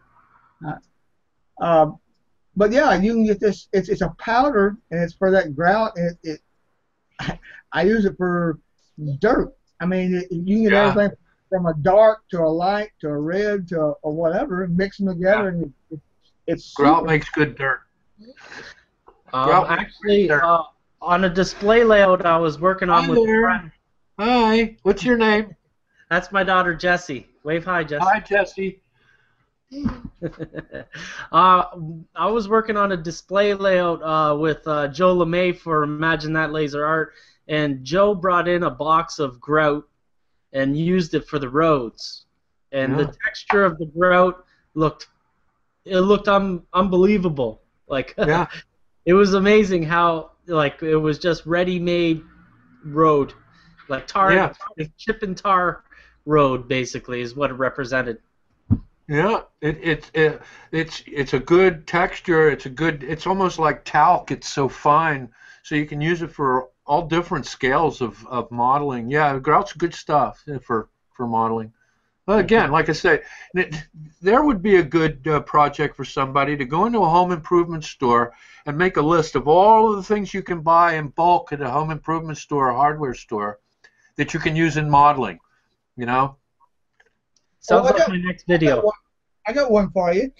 You know, if you want a small diorama for something, a little plaque, and you go to Walmart, you go to Michael's, and you get little things made plaques, and they're rough, but the woodworking is not very good around where they've done the edges and stuff. I walked over to where they got in Lowe's, where we got the stairs. And the stair pieces make your own stairways. Well, they got the little blocks of wood that's for when the stair goes against the wall. It's some nice woodworking. It makes a perfect plaque, and it's well done. Sure. And of course, I make all that stuff up myself, and in fact, I use I do a lot of kitchen work, so I use Corian, which is like a marble almost. It's a synthetic. It's a plastic, but it's hard. It's very hard, and you can machine it with molding heads and things like that. So I make up bases out of that stuff to do bases for models and display bases, things like that. So there, where the cabinets are, would that be where it would be? I'm sorry. What was that? Would that be over there where they had the cabinets, like the kitchen cabinets and the bathroom cabinets and stuff? I don't know as though you can actually buy pieces of Corian anymore. It's a DuPont puts it out. It's a DuPont product, and they got real fussy with their distribution. And you have to have a license now to buy it and distribute it. So I don't know as though you could buy it. But there are a number of products out there. Sorel, there's a couple of them that are they're urea based for countertop material. So I guess you could ask at the kitchen area of your home improvement store if they had something like that. Yeah. I mean, I've seen the actual big slabs of stuff that goes on top of the counter, and you're supposed to cut out for the sink and all that. So I don't know what that's made of, but it just caught my attention. I always like I'm always looking for something that can machine. I keep eyeballing the PVC materials over. I see stacked up because I said, I can see the stuff online, and they are in California, and you can purchase these. They're plastics that's made for machining for modelers and that sort of stuff. But the problem is, the shipping costs more than the darn product costs. Yeah. That's the problem. What's the same thing with strip wood? I've used a lot of that PVC trim on the outside of houses too, yeah. And I save blocks of it because you can machine it. I can take that stuff and run it through and tool it just like wood.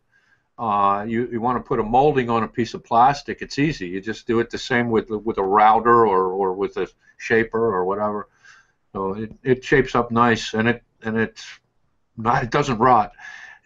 It's impervious.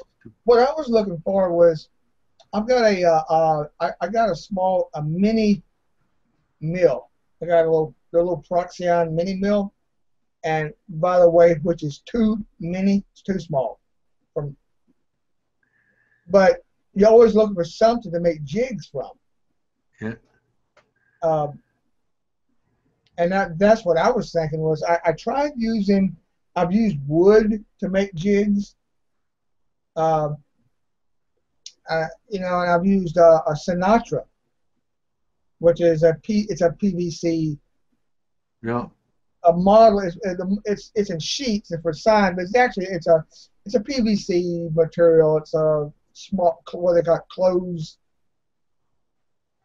Well, you mentioned Lexan before. Lexan's a good product for making jigs out of. Plexiglass is also good.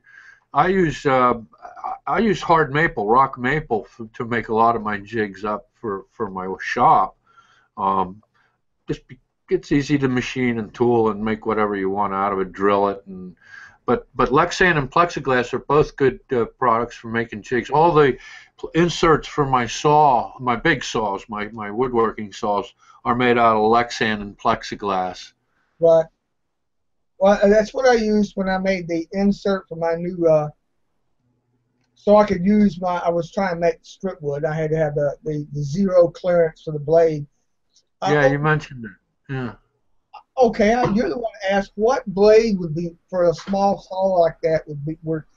How many would be the finer the tooth would be better for doing scale lumber?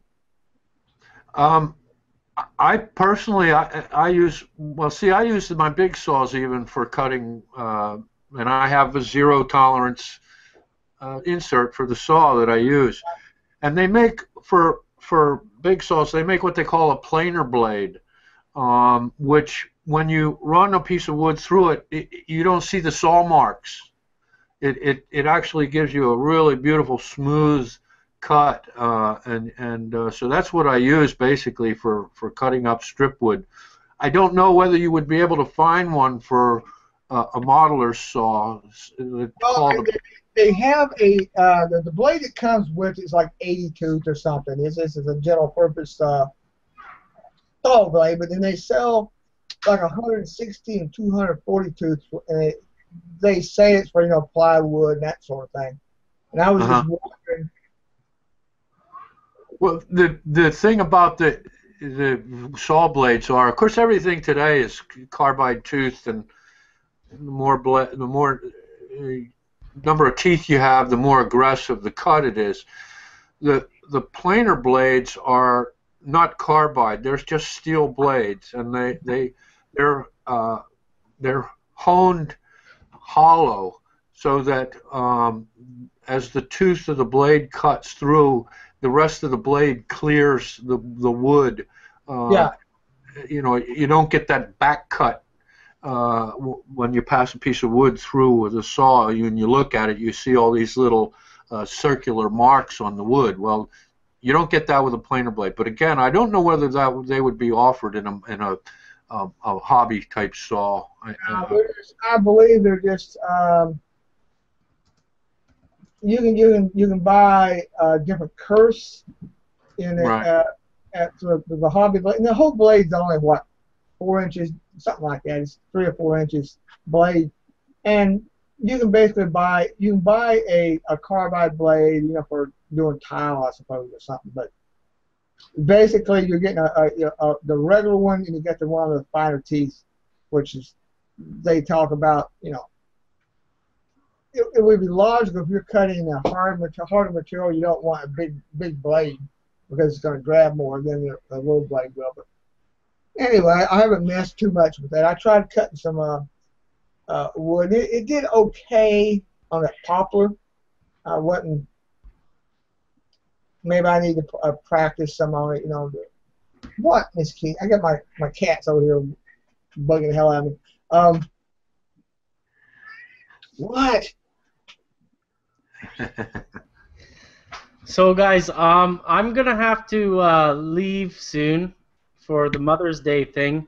I can leave this up and running so you guys can chat, or we can end it pretty soon, whatever you guys feel like. You know, actually, I should probably go see how Mom's doing. So Yeah, before we get in trouble. I'm ignoring her. I'm just about to starve to death. Okay, well, it looks like it was a pretty good show, and I'll give you guys a link when the show's up on YouTube live. Excellent. Thank you. Nice talking to you guys. Thank you. Have a good day. Thank you for stopping by, Chester. You added a lot to the conversation. I as a former carpenter, I love the way that we bring in all these cheaper materials and alternatives to the expensive 3-ounce or 1-ounce bottles. Oh yeah. I think we had a little theme going through the show there today. Yeah. Very good. Well, you guys take care. We're all cheap. Yeah, thanks, Chester. Maybe ask your buddy if he can come on sometime. Yeah. Good day now. Okay, bye. All right, bye. So, Edward, thanks again for another show. Okay. You know, it'd be great. Like, I like. I don't know if you like doing that or not, but it'd be great if you were a co-host with me. That'd be great if you're interested. Sure. I mean, if I can do it, I don't. Yeah, I think you know, you always got something to say, you know, and you know, like Chester said, there seems to be a theme to this show, and you know, when people come in, we could guide the theme to the show and stuff like that. I really like how you know, how we work together. Yeah, I've been on. I know I've been on Model Rail Radio when they had this. They theoretically had a theme, and usually it's the Tom Barber like keeps it, tries to rope people in as they stroll off in all directions. But sure, I'm up for it. Awesome. Well, I'll talk to you later on Facebook or something. Okay? Yeah, I'll be around. Okay. Talk to you later.